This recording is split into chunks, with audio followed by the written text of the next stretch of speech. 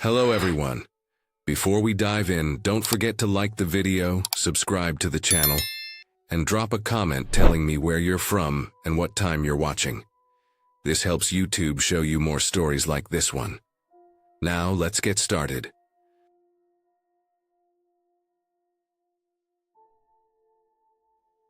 I was 16 years old enough to notice when something felt wrong but still young enough to believe that the world mostly followed rules.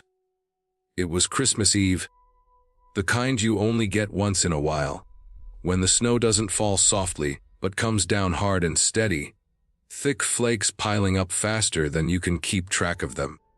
By early evening the ground was already buried, the road out front completely white, the edges of the driveway gone. The sky was that dull gray that reflects light back down instead of letting darkness settle properly. Everything outside looked frozen in place. Inside our house was warm and quiet. The living room lights were off except for the Christmas tree in the corner. The tree lights blinked slowly, red, green, yellow, casting soft reflections on the walls and ceiling. The smell of pine mixed with nutmeg and whatever cheap eggnog my parents always bought. We were all sitting together, my mom on one end of the couch, my dad in his chair, me on the floor with my back against the couch.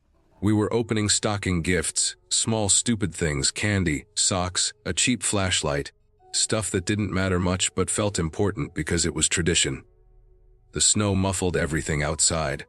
No cars, no wind noise, no footsteps. Just silence pressing in around the house. That made the sound even worse when it happened. The door knocker slammed 3 times against the front door. Not light taps. Not a polite knock. It was loud, heavy, sharp. Metal hitting wood with force. It echoed through the house and felt like it went straight into my chest. The tree lights kept blinking like nothing had happened. For a second none of us moved. The sound felt out of place, like it didn't belong in that moment. Christmas Eve, snowstorm, middle of nowhere. No reason for anyone to be outside, let alone knocking like that. My dad stood up and went to the window next to the door. He pulled the curtain back just a little and looked out. I watched his face more than the window. His expression tightened. Confused more than scared, he leaned closer to the glass, scanning the porch and the yard. There was no one there. He opened the door anyway. Cold air rushed in, sharp and biting, carrying the smell of snow and ice. I stood up and moved closer, looking past him toward the porch. Lying across the threshold, half on the porch boards and half in the snow, was a black cat. At first glance it looked dead. Its fur was matted and dark, but not just from the snow. There was blood, not sprayed, not splattered, but smeared and soaked into the fur around its neck and shoulders. One of its ears was torn. Its chest was moving though, shallow and fast. It was alive. The snow around it was smooth. No footprints, no drag marks, no tire tracks. Nothing. The porch steps were clean, the yard untouched. Snow had piled evenly everywhere, thick enough that if someone had walked up, even carefully, there would have been a trail. There was nothing. It was like the cat had just appeared there. My dad knelt down immediately, pulling off his jacket. My mom grabbed a towel. I stood there frozen, staring at the snow, trying to make sense of what I was seeing. My brain kept looking for logic, some explanation that fit the rules I understood. Someone hurt the cat. Someone brought it here. Someone knocked. But there was no sign of anyone. No way in, no way out. The cat let out a weak sound when my dad touched it, more of a breath than a noise. He picked it up carefully and brought it inside. The door closed behind us, shutting out the cold and the impossible quiet. We laid the cat on a blanket near the fireplace. My mom cleaned what she could, slow and careful, her hands shaking a little. The cat didn't fight, didn't try to get away. It just lay there, eyes half open, breathing fast. It was young, maybe not even a year old. A male, not fixed. His body was thin under the thick fur. We checked outside again after we settled him, opening the door and shining a flashlight around the porch and yard. Still nothing. Snow falling steadily, covering everything, smoothing the world back into blankness. Whatever had happened had left no trace. That night I didn't sleep much. I lay in bed listening to the house settle, the wind pushing snow against the walls. Every now and then I thought I heard something outside, but when I focused, there was nothing. Just the same deep quiet. The cat survived the night. Over the next few days he slowly improved. We took him to the vet once the roads were clear. The vet said he had been in a bad fight, likely with another animal. His wounds were serious but not fatal. He was lucky. That word stuck with me. Lucky. We kept him inside while he healed. He followed us around once he had the strength, quiet and calm, like he knew he had been given something he almost lost. We named him something generic at first, nothing important. He ate well, slept a lot, and slowly filled out. His scars healed but never fully disappeared. The torn ear stayed torn. Life went on. Christmas passed. Winter dragged on. The memory of the knocking faded into something we talked about less and less. It didn't fit anywhere, so we set it aside. A few months later, when the cat was fully recovered, my mom gave him to a friend of ours who lived down the street. They had been looking for a cat, and it seemed like a good home. I remember feeling uneasy about it. Not because they were bad people, but because something about that cat felt tied to us. Like letting him go broke a line that shouldn't be broken. I didn't say anything. Time passed. Spring came. School, work, normal life. The story of the cat became one of those weird family stories, something you tell and laugh about, even though it wasn't funny. Then one night, months later, we got a call. Our friends had been asleep when the cat started howling. Not normal meowing.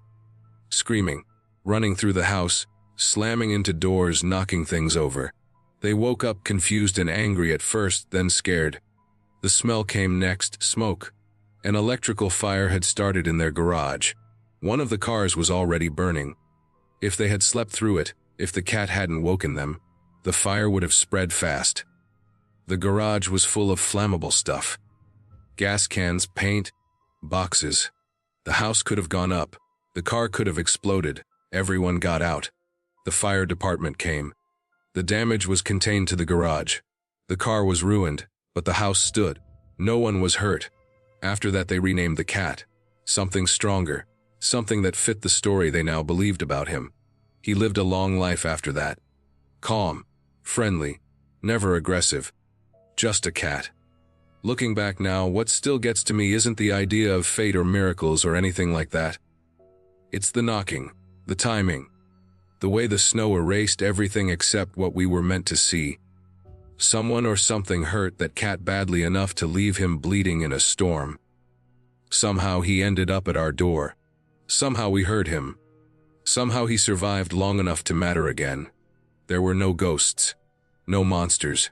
Just a series of events that lined up in a way that still doesn't sit right. The world doesn't always explain itself. Sometimes it just leaves things on your doorstep and waits to see what you do. I'm older now. I've seen worse things. I've learned how fragile people and animals really are. But every Christmas Eve, when it snows heavy and the night goes quiet, I still think about that sound. Metal on wood. 3 hard knocks. And a black shape in the snow where nothing else had been.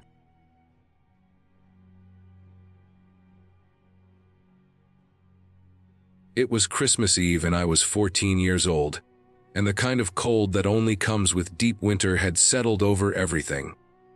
The world felt muted, like someone had wrapped it in thick fabric and pressed down hard. Snow covered the ground in uneven layers, packed down in some places and soft and untouched in others. The sky was pale and heavy, the kind of gray that never really turns into daylight.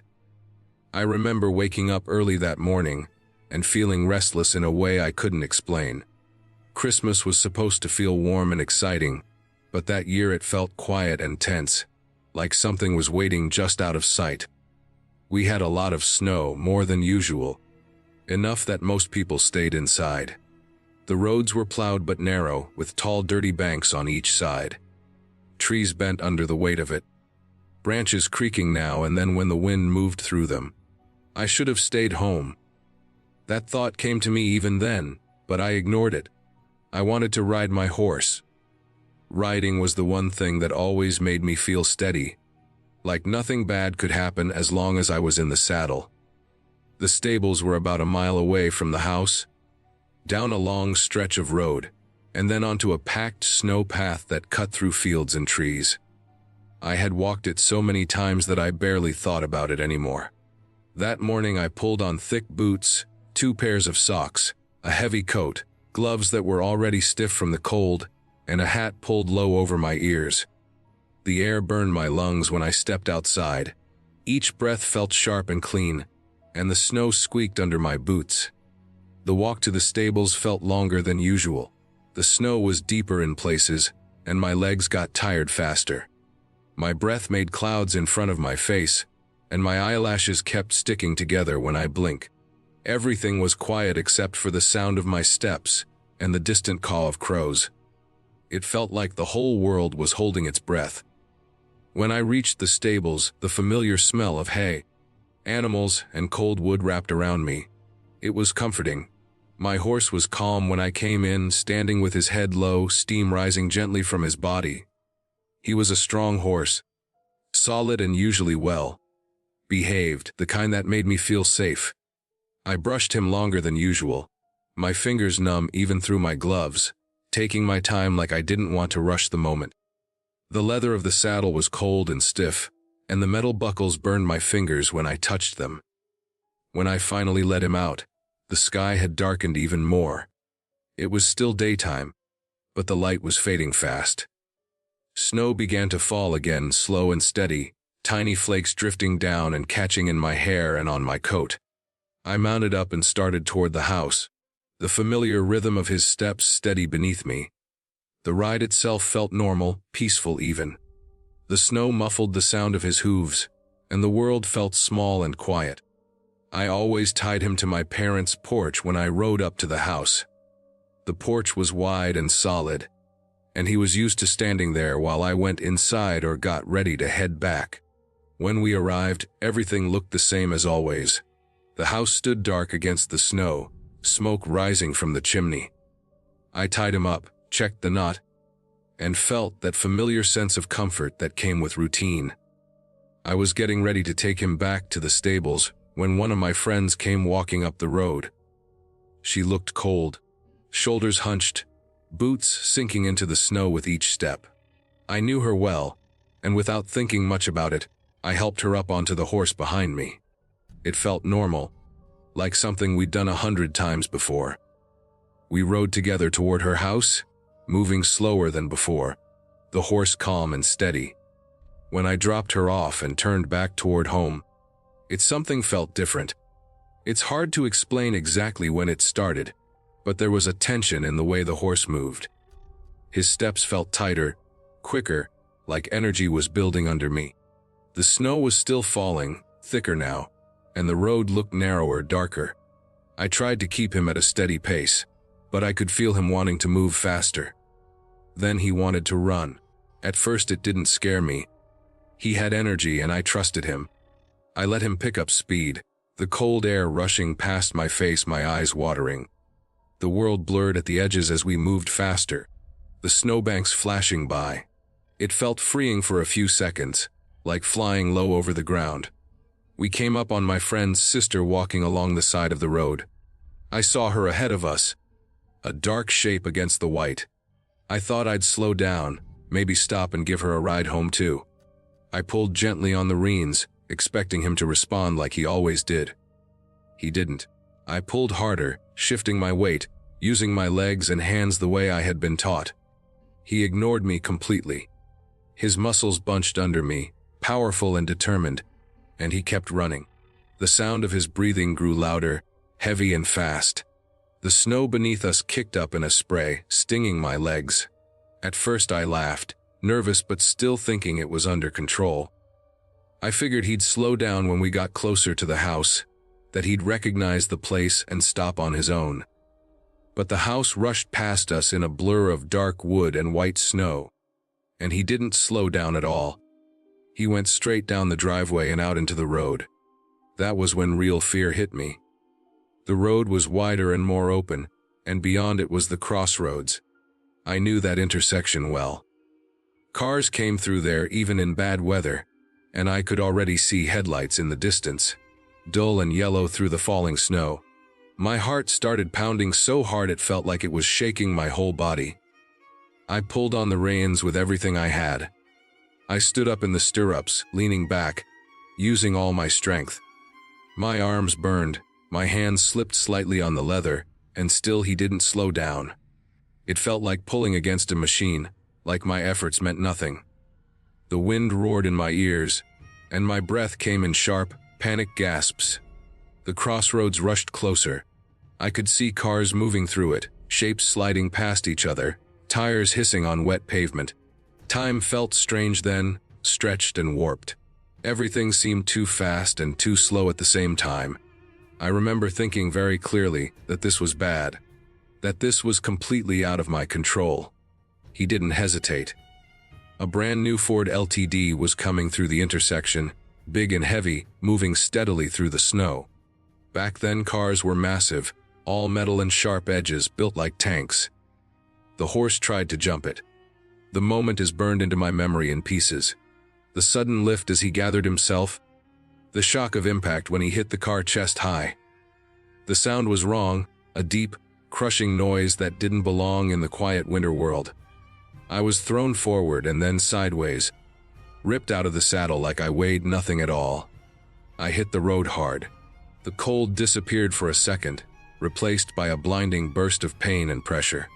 The world spun, snow and sky and dark shapes all mixing together. I slid across the pavement, my body bouncing once before coming to a stop. I remember lying there, staring up at the falling snow, trying to understand what had just happened. My horse did a perfect somersault over the car and landed on his rump, sliding across the road and past the intersection. It sounds unreal even now, but that's what happened. He got up almost immediately, shaken but alive, steam pouring off his body into the cold air.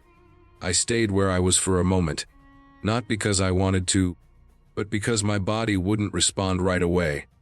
Pain flooded in slowly, spreading through my left arm like fire. My wrist felt wrong, crushed and unstable, like it didn't belong to me anymore. My coat and jeans were scuffed and wet, but the thick layers had saved my skin. There was no road rash, no blood soaking through, just deep, aching pain. The snow kept falling. Cars stopped. Shapes moved around me, blurry and distant. My ears rang and my head felt stuffed with cotton. I tried to move my fingers and felt a sharp, sickening jolt of pain that made me gasp. A policeman had been parked at the intersection and saw the whole thing. He came over quickly, his boots crunching on the snow. He checked on me, then on the horse, then on the car. Everything felt unreal, like I was watching it happen from far away. The horse was incredibly lucky.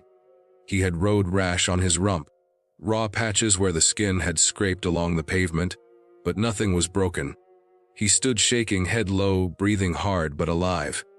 That fact hit me later, when I had time to think about how easily it could have gone the other way. The policeman tried to call for an ambulance, but nothing happened. The ambulance service was out to lunch. That detail sticks with me because of how absurd it felt. I was lying in the snow with a crushed wrist. My horse had just collided with a car, and the people meant to help were eating lunch. So he drove me himself. I was helped into the back seat of his car, my arm supported as carefully as possible. Every bump in the road sent pain shooting up my arm, and I clenched my teeth to keep from crying. The heater blasted warm air that made my skin prickle, the sudden change from freezing cold to dry heat making me feel dizzy and sick. We didn't go to a hospital. We went to the ambulance driver's house. It was an ordinary house, warm and bright compared to the gray world outside. Christmas decorations were up, lights glowing softly, a tree visible through a doorway. I was brought inside and sat down in the living room, awkward and out of place, my arm cradled against my chest. The ambulance driver wasn't home yet. I sat there and waited. Their kids were there, watching me from across the room, their eyes full of curiosity and confusion. I must have looked strange, bundled up, pale, snow still melting off my clothes, clearly hurt but not bleeding. I felt embarrassed and uncomfortable, like I didn't belong there at all. Time passed slowly. My wrist throbbed in a deep, steady rhythm that made it hard to think about anything else. The warmth of the house made me realize how cold I had been, and now I couldn't stop shivering. I stared at the floor, at the patterns in the carpet, focusing on anything that wasn't the pain or the images replaying in my head. Eventually, the ambulance driver came back from lunch. Things moved forward from there in a more normal way. I was taken where I needed to go, my wrist was treated, and the shock of it all slowly wore off. I survived. That's the simple truth. My wrist healed, though it was never quite the same. The horse recovered too, his injuries healing with time and care. The car was damaged, but no one in it was seriously hurt. In the end, it could have been so much worse. What stays with me isn't just the crash itself, but the feeling of losing control so completely. One moment I was a kid enjoying a snowy ride on Christmas Eve, and the next I was being thrown into the road, my life depending on luck and thick winter clothes. There was nothing supernatural about it. No ghosts, no dark forces, no unexplained events. Just speed, fear, and a chain of decisions that couldn't be undone once they were set in motion. Christmas came and went that year in a blur of casts, pain, and quiet reflection. The snow eventually melted. The roads cleared. Life went on. But even now, when I think of Christmas Eve, I don't think of lights or presents or warmth.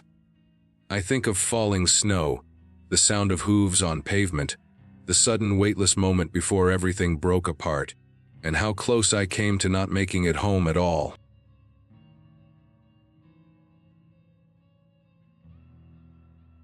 I was a kid when this happened, but the memory has stayed with me in a way that feels heavier than most things from my childhood. It was one of those memories that didn't fade or soften with time. It stayed sharp, like something my mind kept replaying, because it never fully understood it. This happened sometime in the 1980s, back when Christmas meant loud houses, long nights, and whole families packed together until everyone was too tired to keep their eyes open. That Christmas, our house was full.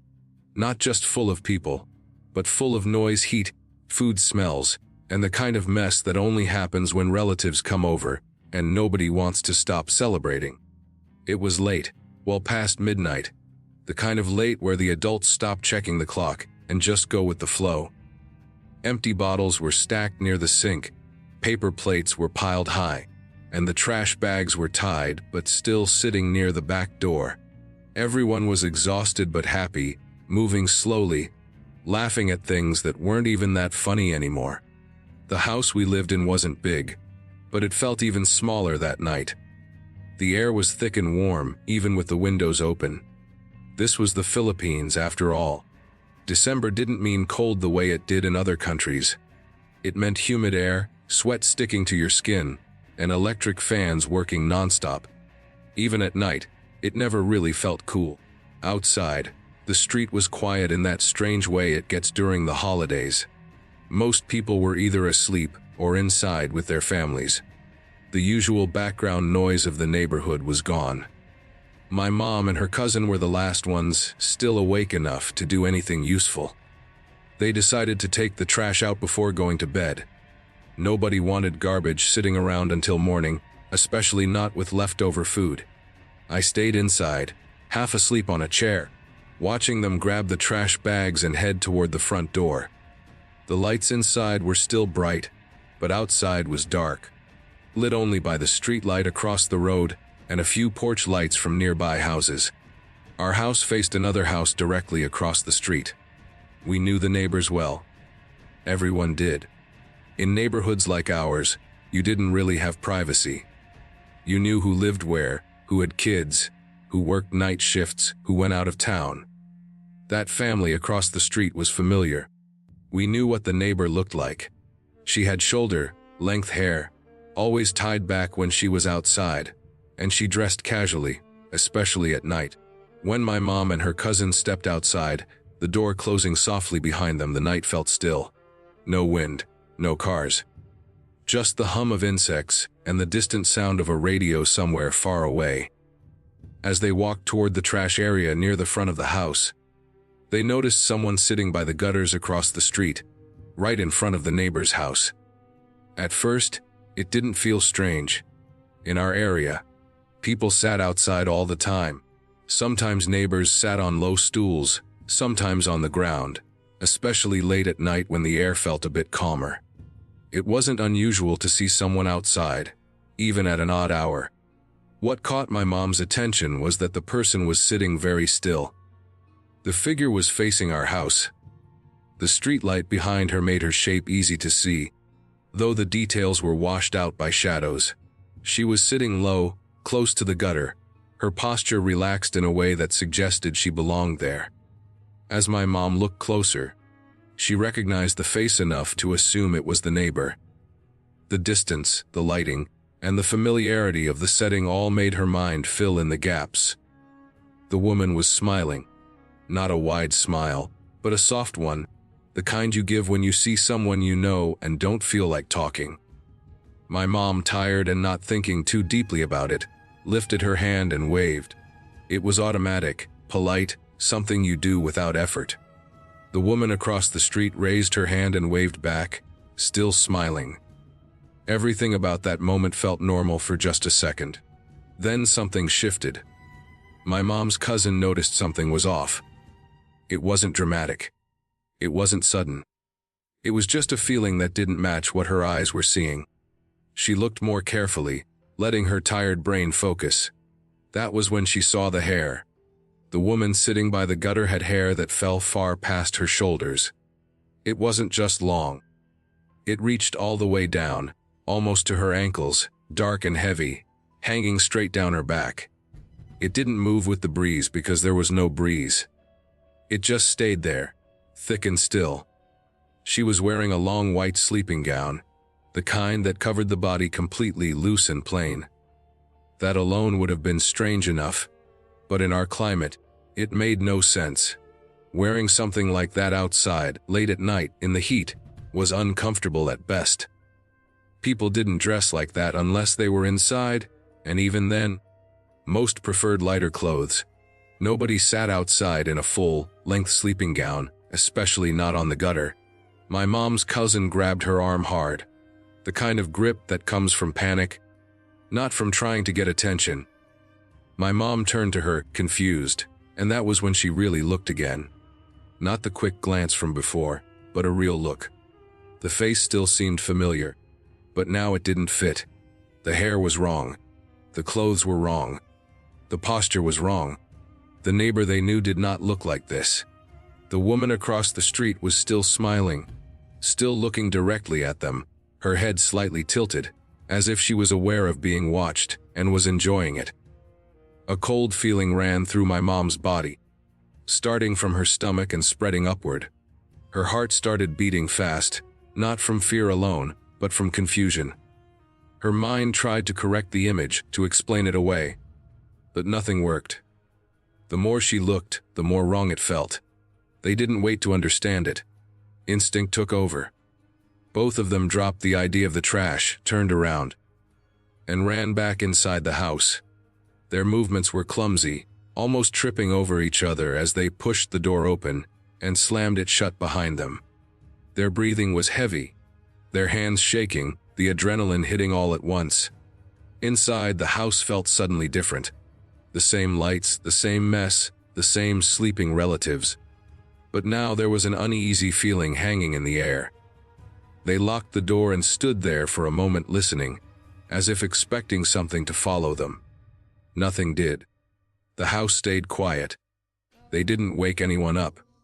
It was too late, and they didn't even know how to explain what they had seen. They cleaned themselves up, went to bed, and tried to sleep. Though sleep didn't come easily. My mom said later that every small sound that night made her tense. She kept replaying the image in her head, the hair, the smile, the way the woman waved back. Morning came like it always did, bright and hot.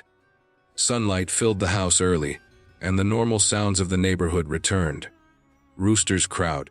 People started moving outside, and the fear from the night before began to feel distant, almost unreal.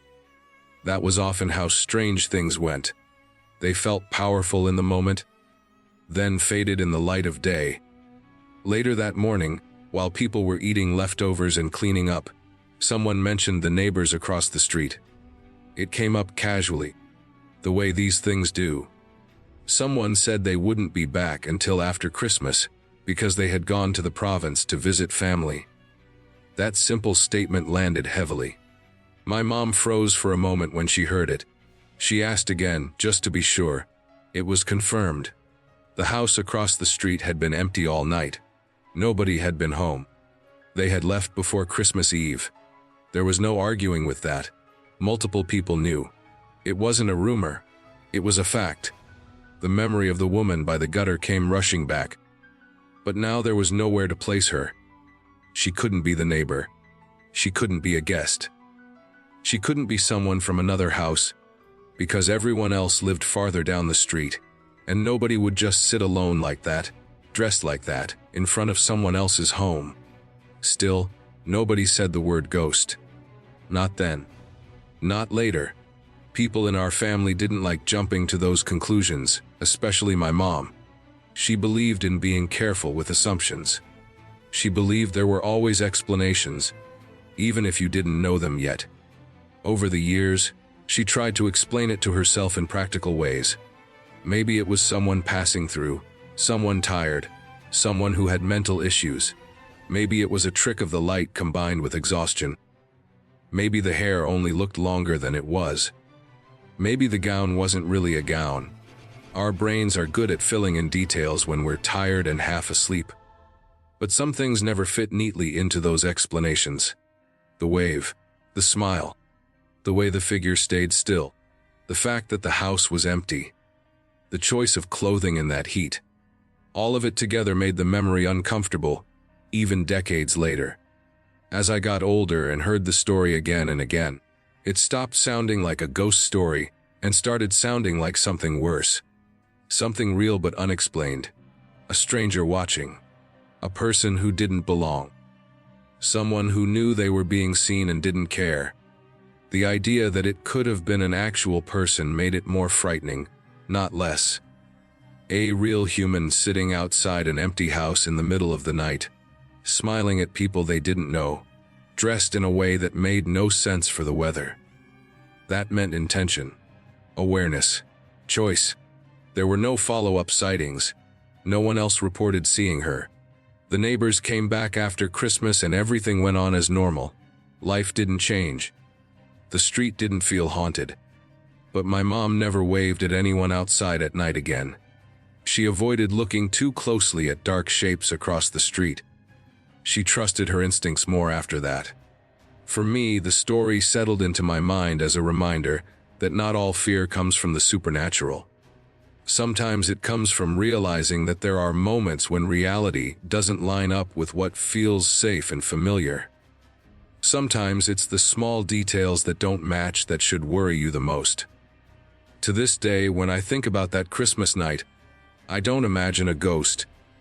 I imagine a quiet street, a tired mind, and a person sitting in the wrong place at the wrong time, watching a house full of people and choosing to smile. And that thought, knowing it could have been real, knowing it could have been someone flesh and blood, is what still makes my skin crawl.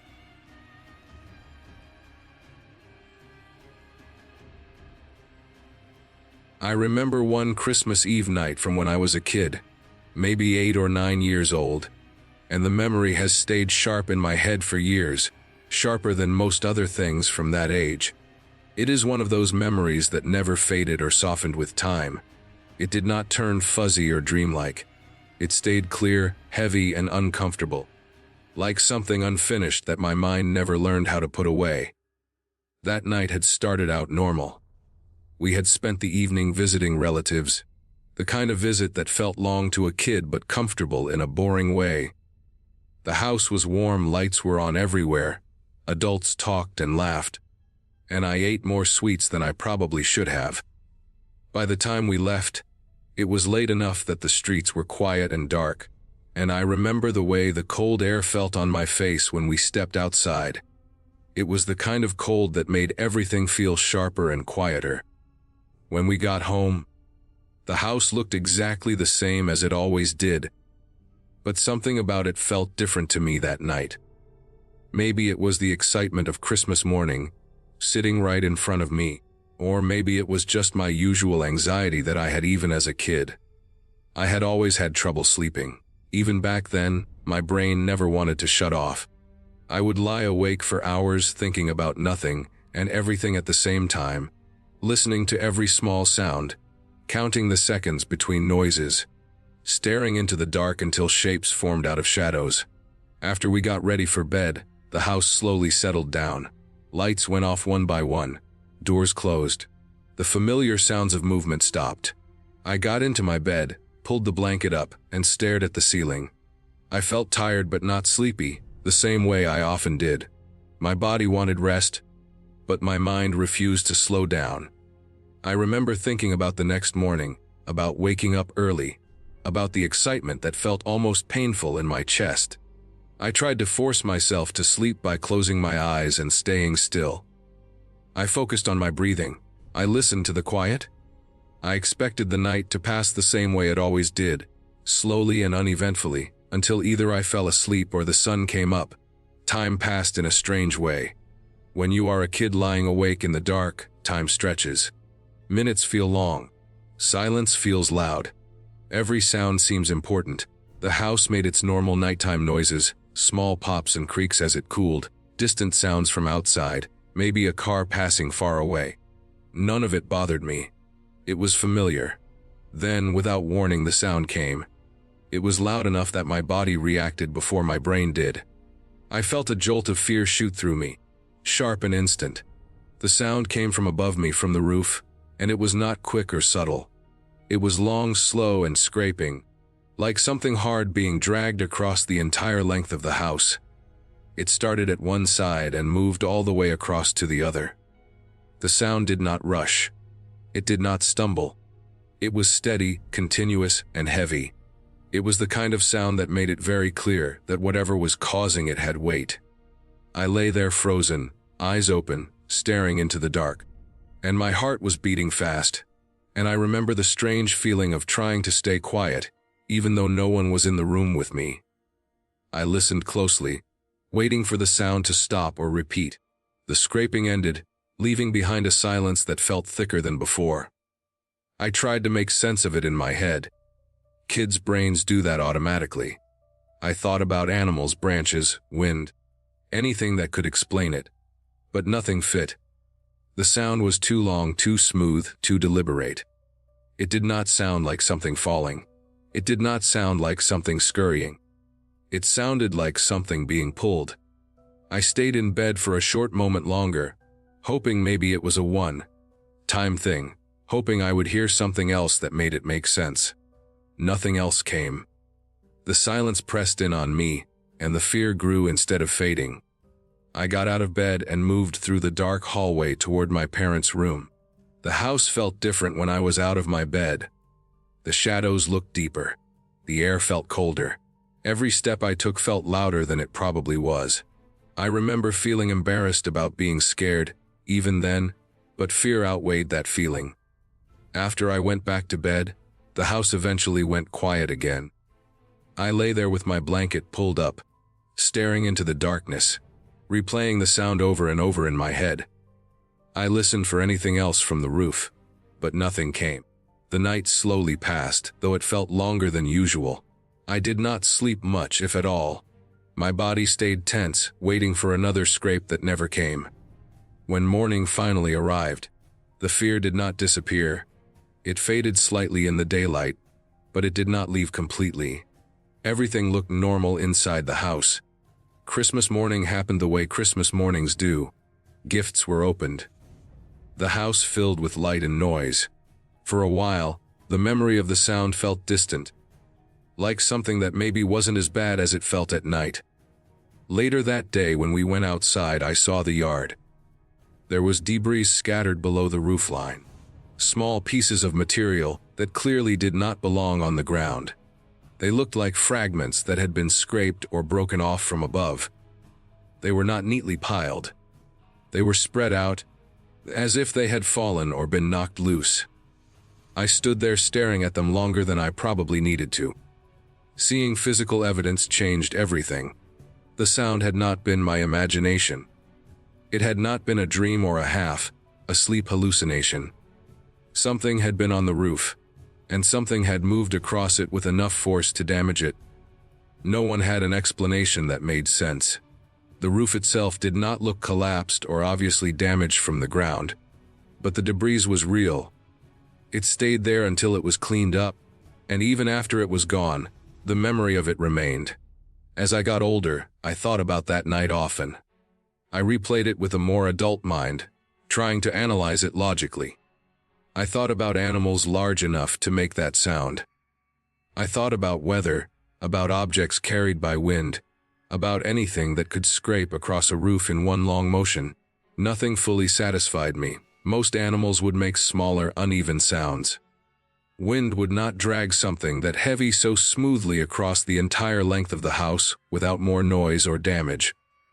What bothered me most was not just the sound itself, but the way it moved. It had direction.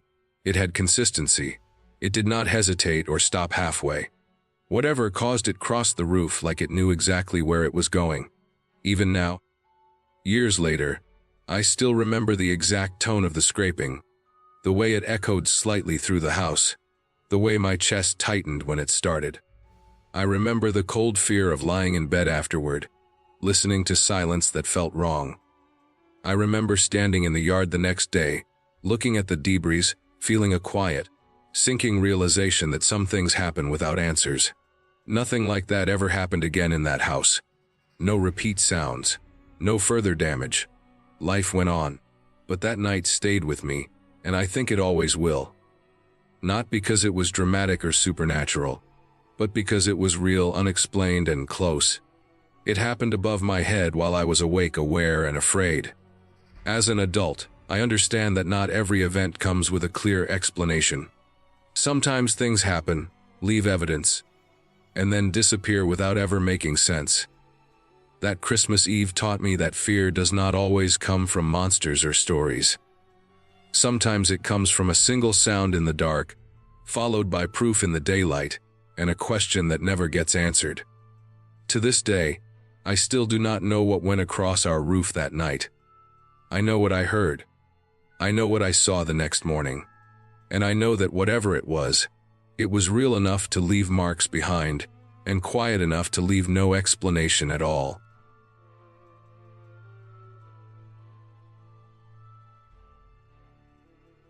Few years back, I went to my dad's house for Christmas, and even before I parked the car, my body already knew it was a mistake. My parents had been divorced for a long time, long enough that the word family felt more like an old habit than something real. I rarely went to my dad's place. I had learned over the years that visiting always came with a heavy feeling, the kind that sat behind my eyes and pressed down on my chest. But my siblings kept pushing. They said it would be nice, that it was Christmas, that Dad wasn't getting any younger. So I went, mostly to stop the messages and the guilt. The house looked the same as it always had, but also worse in a way that was hard to explain. The paint was dull, the yard was half dead, and there was that smell that older houses get when too many people have lived there, and no one ever really cleaned deep enough. The moment I stepped inside, the noise hit me. Too many voices, too much forced cheer, the TV on louder than it needed to be. My dad's new wife was moving around the kitchen, pretending everything was perfect. My siblings were already there, sitting and standing with drinks in their hands, laughing too loudly at nothing. It took maybe 15 minutes before the stress settled in. It started as a tight band around my head, then grew into a deep pressure behind my eyes. I knew that feeling well. A migraine. The kind that makes light feel sharp and sound feel like someone tapping a hammer inside your skull. I told myself to breathe through it. I didn't want to be the difficult one. I had already come this far. We eventually moved to the living room to open presents. The room felt cramped even though it wasn't small. The couch had seen better days, sagging in the middle, with old throw blankets folded over the arms. The tree stood in the corner, lights blinking in a slow, uneven rhythm. The smell of food mixed with something else, something sour underneath it all, but I ignored it at first. Everyone took their place in a loose circle. Dad sat in his usual spot, stiff and distracted. His wife sat close to him, smiling too much. My siblings spread out on chairs and the floor. My crazy aunt was there too, restless and fidgety, talking with her hands even when no one was listening. And my grandmother sat on the couch, wrapped in layers of clothing, her body smaller than I remembered but somehow heavier in presence. We started opening gifts, passing them around, tearing paper, saying thank you. I watched more than I participated. My head was pounding harder now, and the lights on the tree felt too bright. We made it around the circle once, then again. That was when my grandmother slowly stood up and left the room. No one said anything. It wasn't unusual for her to wander. She had been declining for a while, her mind and body both slipping in quiet ways no one wanted to talk about. A minute passed. Then another. Dad shifted in his seat, glancing toward the hallway. He picked at a loose thread on his sweater, then leaned forward and noticed something on the floor near the couch. It looked like a mess, dark and uneven. At first glance, it could have been anything. The house had cats after all. He stared at it longer than necessary, like his brain was trying to protect him by not understanding what he was seeing. He waited for his wife to come back, since she had followed my grandmother out. The room felt suspended, like everyone sensed something was wrong but no one wanted to be the first to admit it. Then the smell hit us properly. Thick, unmistakable, filling the air in a way that no amount of denial could erase. It crawled into my nose and settled there, making my stomach turn. Air freshener was sprayed. Once, then again. It only made things worse, mixing fake sweetness with the raw human stink. My migraine spiked, a sharp pulse that made me close my eyes for a moment. I wanted to leave. I wanted to be anywhere else. My grandmother eventually came back into the room. She had a blanket wrapped around her lower half, nothing else covering her legs. The couch had been stripped and covered in plastic and towels, like a rushed, desperate attempt to fix something that couldn't be fixed. The sight of it made my chest tighten. It wasn't just gross. It was sad in a way that felt too heavy for Christmas. No one said anything. No one acknowledged what had happened. My little sister was made to sit next to my grandmother, pressed close, her face stiff and pale. We were all expected to keep going, to open more presents, to smile and pretend that something deeply wrong hadn't just happened right in front of us. I sat there, my body tense, my head screaming, my stomach rolling. Every movement felt slow and unreal. The smell lingered no matter how much it was covered or sprayed. I stared at the floor, at the wrapped gifts at my hands, trying to detach from my body. I felt trapped, not just in that room, but in the role I was playing. The good child. The one who showed up. The one who didn't cause problems. Time stretched in a strange way. Minutes felt like hours. I could hear my heartbeat in my ears, feel the sweat on my back. I thought about how fragile everything was, how quickly dignity could disappear, how thin the line was between normal life and something humiliating and awful. I looked at my grandmother and felt a mix of disgust, pity, and fear. Fear that this was where everything ended up. Fear that this was what waiting for us all. Eventually, the gift opening ended. People stood up, moved around, acted like it was all fine. I went to the bathroom and locked the door, sat on the edge of the tub with my head in my hands. The migraine was full-blown now, throbbing with every heartbeat. I stayed there longer than I needed to, just to be alone. That night, I barely slept. The couch scene kept replaying in my mind. The smell seemed stuck in my nose no matter how many times I washed my face.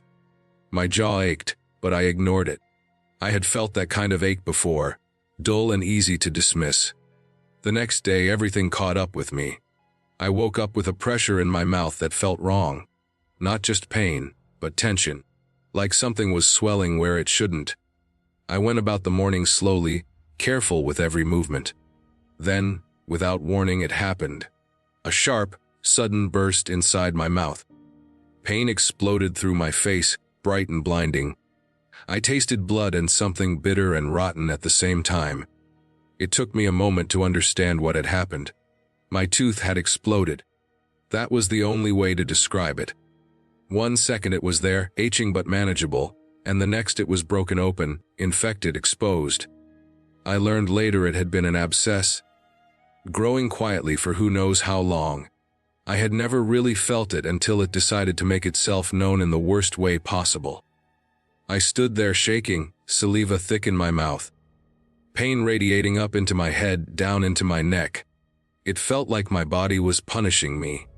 Like everything I had pushed down over the years had found a way out all at once.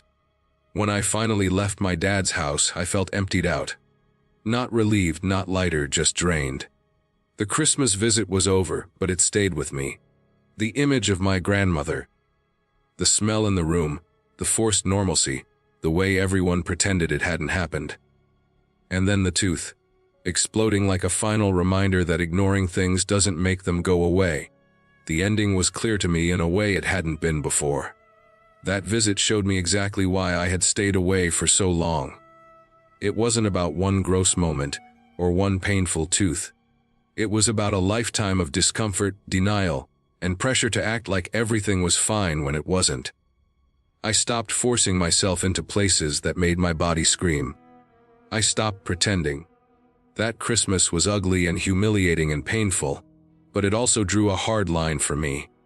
I didn't go back after that, and I didn't feel guilty about it anymore.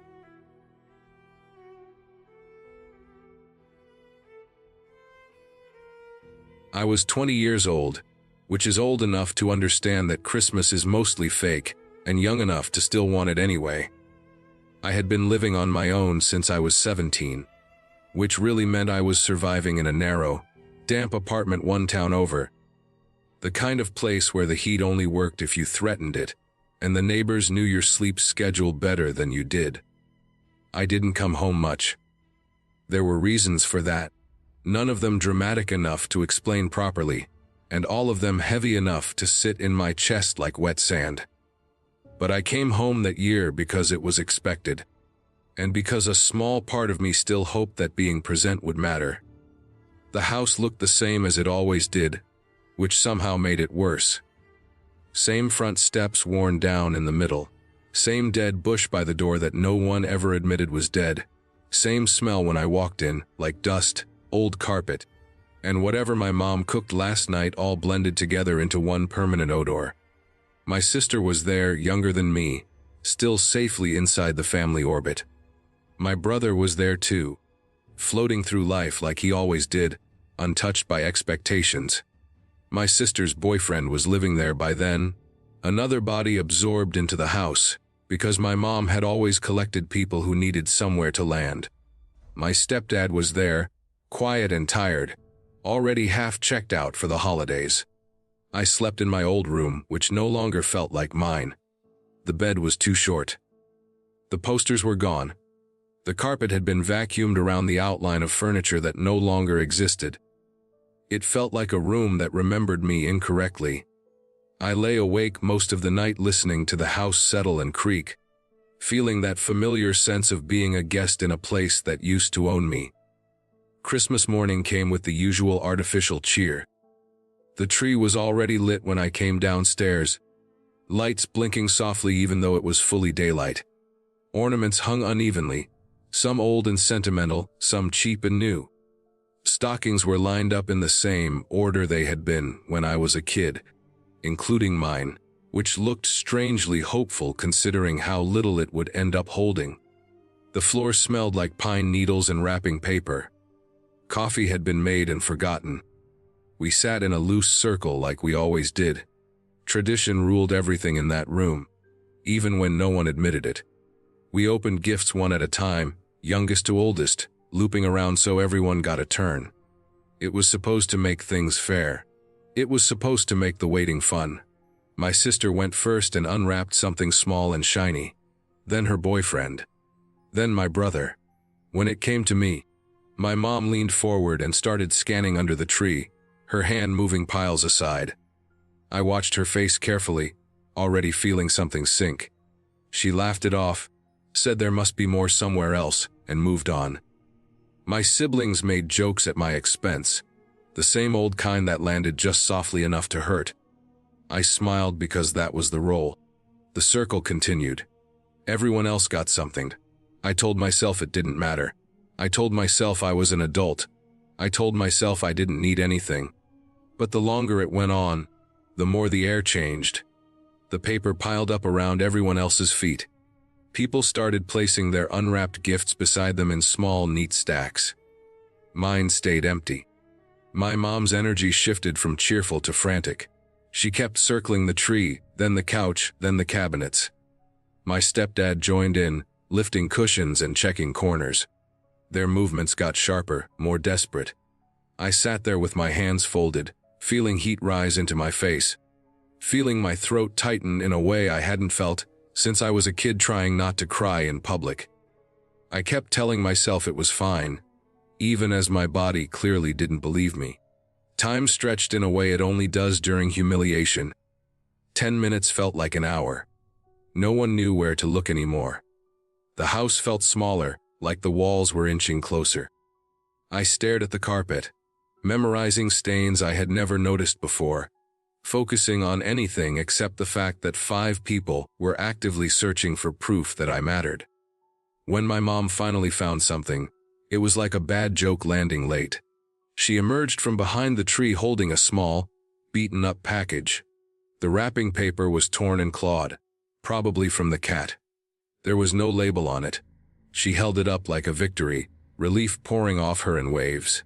The sight of it made my stomach drop, not because I was grateful, but because I already knew something was wrong.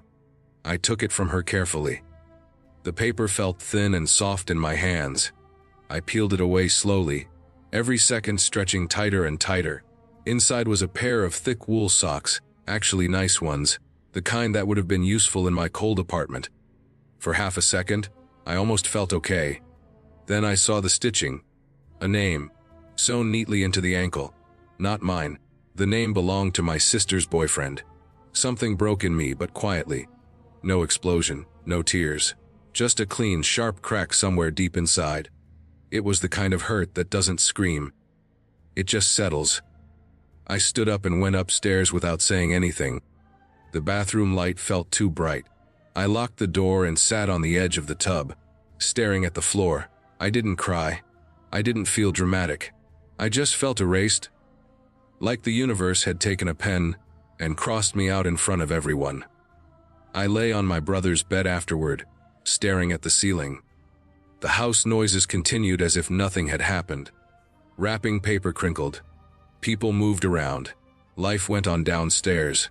At some point my mom came up and told me it was an accident, that it wasn't intentional, that I needed to stop reacting the way I was. The words landed heavy and dull, not sharp enough to argue with. I went back downstairs. I helped my brother figure out how to use his new MP3 player, my hands moving on autopilot.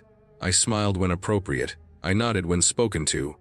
I felt hollow, like someone had scooped me out and left the shape behind. Later that day, I went back to my apartment. The place smelled like old smoke and carpet cleaner. I got high and put on Die Hard because it was Christmas, and because it was easier to watch explosions than sit with myself. The movie played, loud and chaotic, but it couldn't drown out the quiet realization settling in my chest. The scary part wasn't the socks. It wasn't being forgotten. It was understanding, finally and clearly, that this wasn't a mistake. It was a pattern. I had been slowly phased out, not through cruelty, but through neglect so casual it barely registered.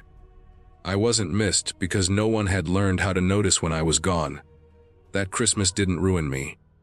It clarified me. It showed me exactly where I stood, and more importantly, where I didn't. I stopped expecting things after that. Not just gifts, but effort, memory, space. I stopped hoping that showing up would change anything. Years later, when I think about fear, I don't think about monsters or darkness. I think about sitting in a familiar room, surrounded by people who love you in theory, watching them search desperately for proof that you matter. and realizing none of them prepared for the possibility that you might not. That was the second, third, worst Christmas of my life, and the worst part is that it taught me something true.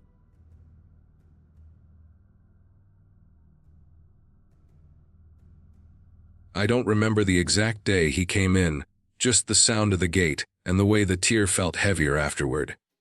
You get used to noise inside, metal on metal, keys, boots, voices echoing down concrete.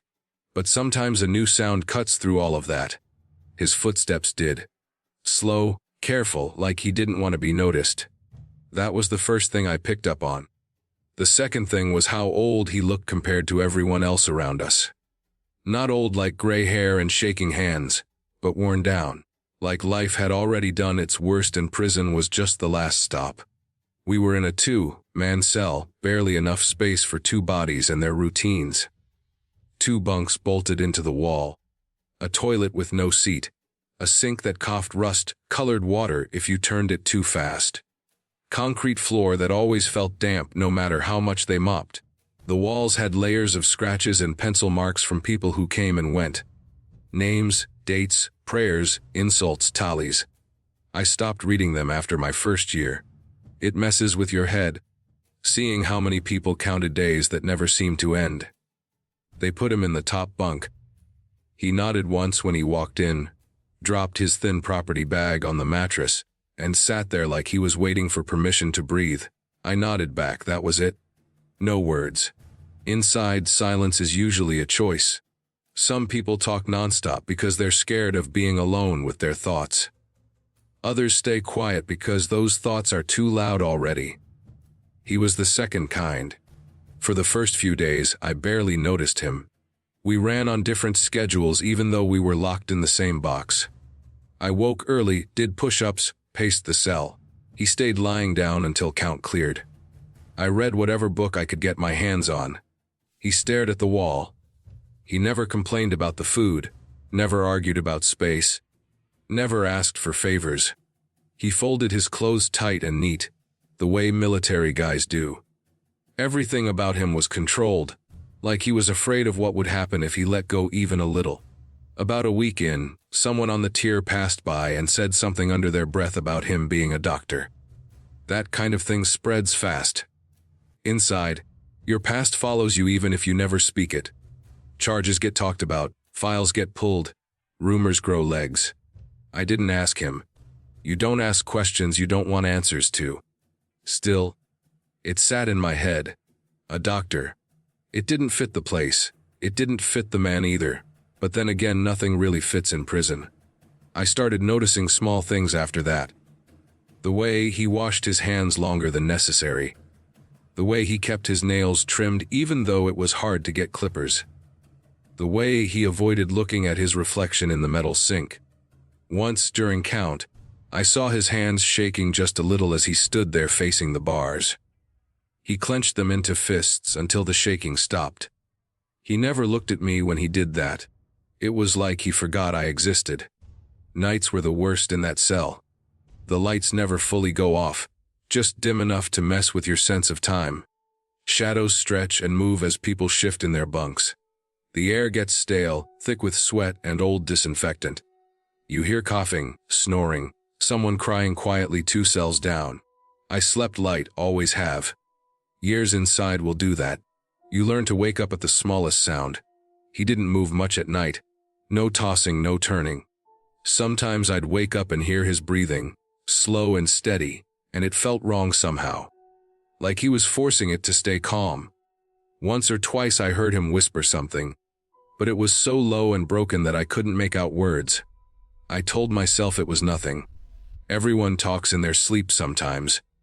The second week, a CO stopped at our cell longer than usual during count. He looked at the older guy, then at his clipboard, then back again. That kind of look means paperwork. Means a story. After he moved on, the cell felt smaller. The walls felt closer. I realized I was holding my breath and didn't know why. I found out the truth the same way you find out most things inside, through pieces. Someone on the tier said he killed his wife. Someone else said he cut her up. Someone said he was calm about it, like it was just another procedure. I didn't know what to believe and I didn't want to. I stopped thinking of him as a doctor after that. He was just another lifer, another man with a number stitched on his back. He never confirmed it, never denied it. He didn't change either, still quiet, still controlled, still distant. But something about him felt heavier, like knowing what he had done gave his silence weight. I caught myself watching him more. The way he sat on his bunk with his hands folded. The way his eyes seemed empty, but tired at the same time. Like he had already seen the worst thing he ever would, and there was nothing left after that. The night it happened started like any other. Chow count lockdown. I laid on my bunk staring at the ceiling, tracing cracks with my eyes. He climbed up to his bunk without a sound. The tear settled. The noise faded into that low hum prisons have, like the building itself is breathing. I don't know what time it was when I woke up. There's no real night or day inside, just light and dim. My bladder woke me before anything else. That pressure you can't ignore. I swung my legs off the bunk, still half asleep, my feet hitting the cold concrete. I took one step toward the toilet and my foot slid out from under me. I went down hard, catching myself with my hands. The floor was slick thick. It wasn't water. It wasn't piss either. Not the way it felt. It was sticky, warm. It clung to my skin. For a split second, my tired brain tried to make sense of it. I thought maybe he'd had an accident. Old guy, nerves, nighttime. It happens. That thought lasted about half a second. The smell hit me next. Metal and iron and something sweet and rotten all at once. My heart started hammering before my mind fully caught up. I pushed myself up, hands sliding again, and that's when I realized how much of it there was. It wasn't a spill. It was a pool. The only light was coming through the narrow window in the cell door. Just enough to see shapes and shadows. I looked at my hands and they were dark, wet, glistening. I wiped them on my pants without thinking. It smeared, not wiped clean. I looked up at the top bunk. He was lying there on his back, one arm hanging over the edge. His skin looked pale, almost gray in the dim light. His eyes were open, staring at nothing. His neck was wrong. I couldn't see everything clearly, but I didn't need to. I knew. Blood dripped from the bunk, slow and steady, hitting the floor with soft, wet sounds. It felt unreal, like my brain refused to accept what my eyes were seeing. I stood there frozen, my heart beating so hard it hurt. Then panic took over. I stumbled to the door and pressed my hands against it, leaving smears on the glass. I started banging, hard, again and again. My arms felt weak, my chest tight. I didn't know what else to do. Inside, when something goes wrong, you make noise. Silence is what gets you buried. The tear came alive fast. Boots running, keys jangling, voices shouting. The lights snapped on, flooding the place with harsh white. Everything looked worse under that light. The blood was everywhere. On the floor, on my clothes, on my hands. It looked like a slaughterhouse. COs crowded the day room, peering into the cell. I could see their faces through the glass, their expressions shifting when they took it in. I knew what they saw, me standing there covered in blood. Him dead on the bunk, no context, no story. They didn't open the door right away. Time stretched. Seconds felt like minutes. I kept my hands up, away from him, away from anything, but it didn't matter. I could feel the weight of suspicion settle over me. Inside, guilt comes first. Truth comes later, if at all. Eventually, they opened the door and rushed in. They pulled me out, rough, fast. My feet slipped again on the way out. Someone cursed. Someone else told me to get down. I didn't resist. I couldn't. My body felt hollow, like all the strength had drained out of me with his blood. They hosed me off in a shower that felt like needles. Cold water, no warning. The blood swirled down the drain, turning pink, then clear. I stood there shaking, not from the cold, but from everything else. My clothes were gone. My skin still smelled like metal no matter how much water hit it. They took me to the box after that. Segregation. A concrete room smaller than my cell, no window, just a slot in the door. 10 days, they said. Investigation. Standard procedure. I lay on that thin mat and stared at the ceiling, replaying the night over and over. The slip, the smell, his open eyes, the way his arm hung down like he'd just let go. I kept thinking about how quiet he had been, how controlled, how it made sense now in a way I didn't like. He had already decided. Those 2 weeks weren't him adjusting, they were him preparing. Saying goodbye to nothing. In the box, time loses meaning. Lights on, lights off, meals slid through a slot. No voices, no movement, just your own thoughts bouncing around your skull. Mine wouldn't stop. Every time I closed my eyes, I felt the floor give way under my feet again, felt that sticky warmth on my skin. I scrubbed my hands raw even though there was nothing on them anymore. After 10 days, they pulled me out. Suicide, they said. Ruled it that way. Case closed. No apology. No explanation. Just another form signed, another body moved out. They put me in a new cell with a new bunkmate. Life inside moved on the way it always does. The tier filled with new noise, new routines, new faces. But something in me stayed in that cell. In that pool of blood under the dim light. I still wake up some nights needing to piss, heart already racing before my feet hit the floor. I still look down first, even though I know what I'll see. Clean concrete. Nothing there. But my hands remember. My nose remembers. My mind won't let it go. That man made a choice long before he ever picked up whatever he used to cut himself. He chose silence. He chose control. He chose to leave his mess for someone else to find. I happen to be that someone. There's no lesson in it. No meaning that makes it easier. It's just something that happened. Something that will stay with me until I'm gone. Inside, death isn't rare. But being that close to it, slipping in it, wearing it, that's different. That's the kind of thing that doesn't fade. The blood washed off. The cell got cleaned. Another man took that bunk. But in my head, the light is still dim, the floor is still slick, and his eyes are still open, staring past me like I was never there at all.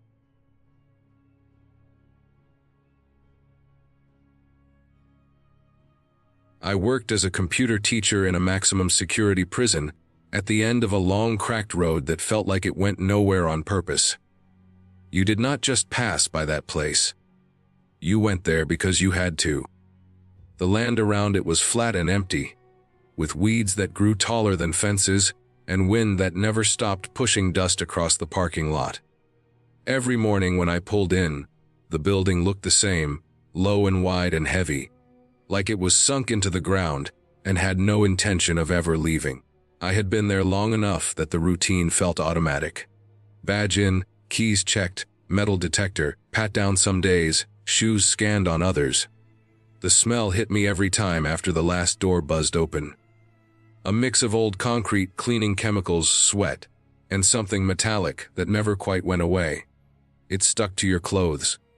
You noticed it more when you got home and realized it was still on you.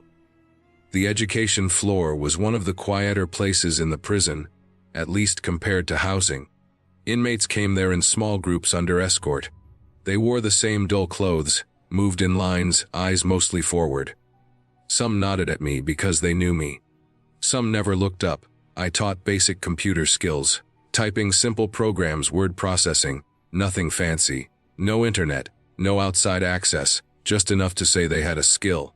The classrooms were lined up along a long hallway with an officer station in the middle. Thick glass, bolted counters, old computers and radios inside. The walls were scuffed from years of carts and bodies brushing past. The floors were polished concrete, shiny but never clean-looking. Fluorescent lights hummed overhead and flickered just enough to give you a headache if you stared too long. Next door to my room was the basic skills classroom. The instructor there was a small woman, quiet but firm. She had been there a while too. She knew how to keep control without raising her voice. I never heard her yell. She didn't need to. That day started like any other. I remember the air feeling dry and stale, like the building had been holding its breath. My class was working silently. The only sounds were fingers on keyboards and the low buzz of the lights. I was standing near the back, watching screens, correcting posture, reminding myself not to relax too much. You never fully relaxed in that place. You learned to stay loose but alert, like a muscle that never stopped being slightly tense. Then I felt it before I heard it. A vibration through the floor, like something heavy had shifted. A dull thump followed, then another. It didn't sound like a fight at first. More like someone slamming a door with their whole body. The noise came again, louder, sharper. Glass breaking has a sound you never forget once you hear it up close. It is not a clean shatter like in movies.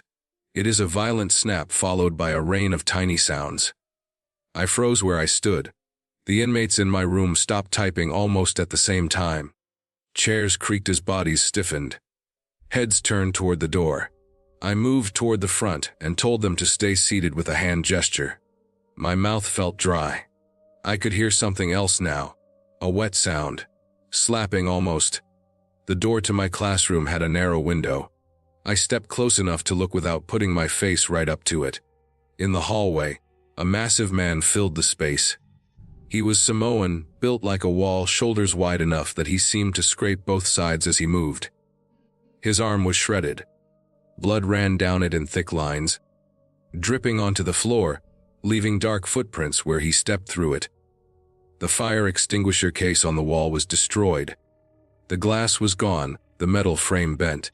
Shards glittered on the floor, mixed with blood. His arm looked wrong, skin split open, muscle visible in places. I remember thinking that no one should still be moving like that with an arm like that. He punched the wall as he walked. Each hit was slow and deliberate, like he was testing the building. Concrete dust puffed into the air. Blood sprayed and smeared. The sound echoed down the hall and into my chest. The officer's station was ahead of him. Inside it was the smallest correctional officer on the shift. A young guy, barely taller than the counter, thin as a rail. He looked like a kid wearing a uniform that didn't quite fit. I had seen him laugh before, joke with other officers. Right then he looked like prey. The officer saw the inmate coming. I watched his face through the glass change from confusion to fear in a second. He grabbed his radio. His mouth moved fast. His hands shook. Then he left. He didn't run so much as scramble, tripping over his own feet as he bolted out the back of the station. The inmate reached the station and tore into it like it was made of paper. He slammed his good arm into the glass. It cracked but held. He hit it again harder. The glass gave way and collapsed inward. He reached through, grabbing wires, monitors, anything he could get his hands on. He ripped a computer off the desk and threw it. It hit the wall and exploded into plastic and sparks. Blood was everywhere now. It coated the counter, dripped down the cabinets, pooled on the floor. He yanked a cabinet door open and pulled until the whole thing came off the wall, screws screaming as they tore free. He punched again, leaving a handprint on the concrete that looked painted on. I could hear alarms now. Not loud ones, more like distant electronic chirps and radios squawking. Footsteps thundered from somewhere far away, then stopped. No one came close. I understood then that even the officers were afraid to approach him while he was like that. Inside my classroom, the inmates were silent. No one moved. No one spoke. Some stared at the door. Others stared straight ahead like they were trying to disappear. I stood between them and the door, knowing full well that if he came in, there was nothing I could do. The smell of blood reached my room. It was thick and warm, mixed with concrete dust and something sharp and chemical from the smashed electronics. My stomach rolled. I felt lightheaded, not from fear alone but from the sheer intensity of it. My heart hammered so hard I could hear it in my ears. Time stretched. I had no sense of how long it had been.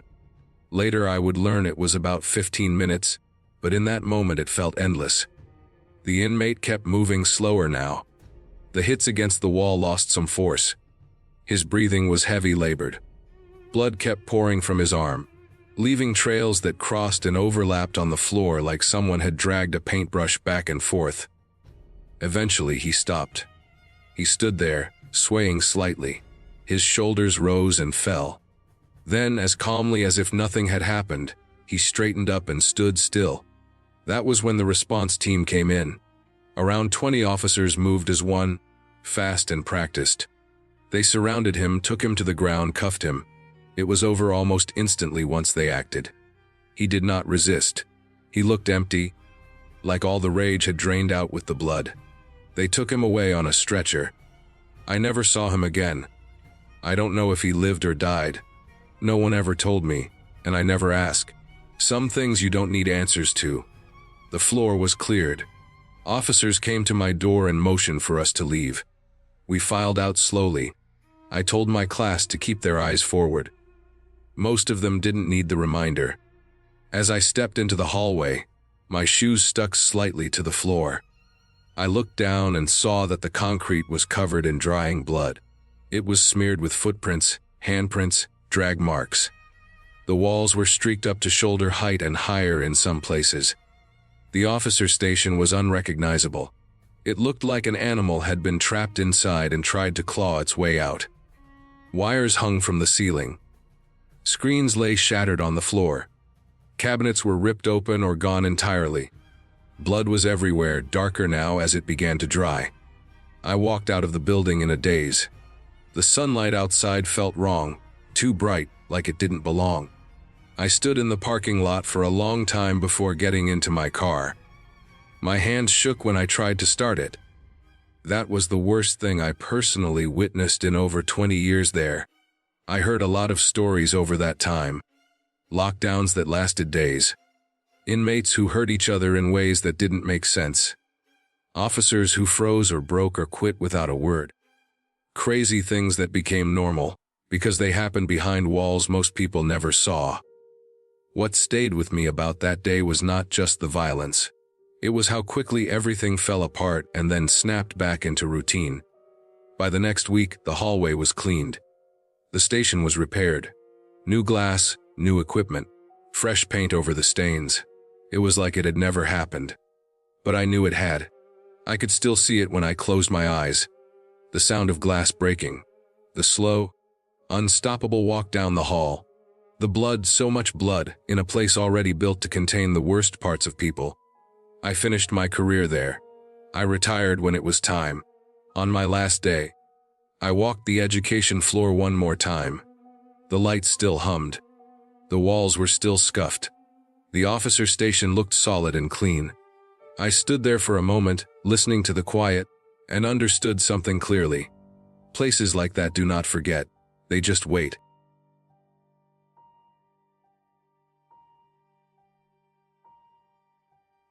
I came out of the Marines thinking I had already seen the worst parts of people. I was wrong. I took a job at a maximum security unit in Texas because it paid steady, and I thought structure was what I needed. 5 years later, I understood that the place did not just hold violent men. It shaped everyone inside it, staff included. It changed how you look at time, noise, and silence. It changes how your brain reacts to danger until danger feels normal and calm feels strange. I worked close custody, 8 building every day. That meant concrete, steel, and bodies packed into a routine that never really stopped. The unit housed over 2,000 men. A gladiator farm is the only honest way to describe it. Most of them were locked in a cell for 23 hours a day. 1 hour was all they got, if nothing went wrong. That hour was for a shower or rec. When you cage people like that, pressure builds. You feel it in the air. It is like standing near a storm that never moves away. My first month there is burned into me. Not because it was the worst thing I ever saw, but because it was the moment I realized what this job actually was. Training does not prepare you for it. People tell you stories, but stories are clean. Reality is messy and loud and smells wrong. 8 building was old. The paint was chipped and layered from years of quick touch-ups. The floor always felt slightly sticky no matter how much it was cleaned. The lights buzzed. Some flickered. You learned which ones were dying by the sound they made. The doors were solid steel with narrow windows. When they slammed shut, the noise echoed down the run like a gunshot. After a while you stopped flinching. The men inside were not there for small mistakes. You could feel that immediately. The way they looked at you was not curiosity or fear. It was assessment. They measured you the way a predator measures distance. Some hated you. Some ignored you. Some smiled in a way that never reached their eyes. You learned fast to never assume anything. I had already seen violence in the Marines, but this was different. There was no mission. No movement forward. Just repetition. Day after day of the same halls, the same doors, the same faces aging in place. Violence did not come with adrenaline and clarity. It came sudden and close, then faded back into routine like it never happened. In my first weeks I saw fights break out over nothing. A look held too long. A rumor passed down the run. A dead over food or protection. When it happened fast. Bodies crashed into bars. Hands reached through food slots with homemade blades. Blood showed up on the floor and walls and then got cleaned away. You wrote reports and went back to work. I saw hangings during rounds. You learned to scan every cell the same way every time. Eyes first, then movement, then posture. Sometimes you see a body slumped in a way that does not make sense. Sometimes the silence is too heavy. You call it in, secure the area, and wait for medical. You do not think about the person. You think about procedure. Thinking about the person comes later, usually when you are trying to sleep. I saw men beaten by groups using fan motors ripped from vents. Heavy, solid pieces of metal swung until someone stopped moving. I saw stabbings with weapons made from melted toothbrushes, bed frames, anything that could be shaped and sharpened. I saw sexual assaults that left people broken in ways that never fully healed. None of it shocked me after a while. That realization scared me more than the violence itself. The day that stands out happened early on, before I had built that numb layer. We had a guy in close custody known for self-harm. Not suicide attempts. He cut himself because he liked it. He liked the control, the reaction, the pain. He had scars on top of scars. We watched him closely, but in that place you are always reacting after something already happened. That day during checks we saw blood on the floor of his cell. A lot of it, not a small cut. He had gone deep. He was calm about it, too calm. We called it in and ran a team. Masks, shields, gas. Everything done by the book. The gas filled the cell and he still did not panic. He moved slow, like he had all the time in the world. We extracted him and restrained him. He was strapped to a gurney and taken to medical. I thought that was the end of it. Another report. Another incident added to the pile. I was wrong. While medical was working on him, he opened his mouth and tilted his head forward. Inside were razor blades. Not one, several. He let them slide out onto his tongue and then swallowed them. No rush, no struggle, just swallowed them like pills. Everything sped up after that. Calls made, an ambulance requested, medical scrambling. My stomach dropped in a way I had not felt before. Not fear exactly, something colder.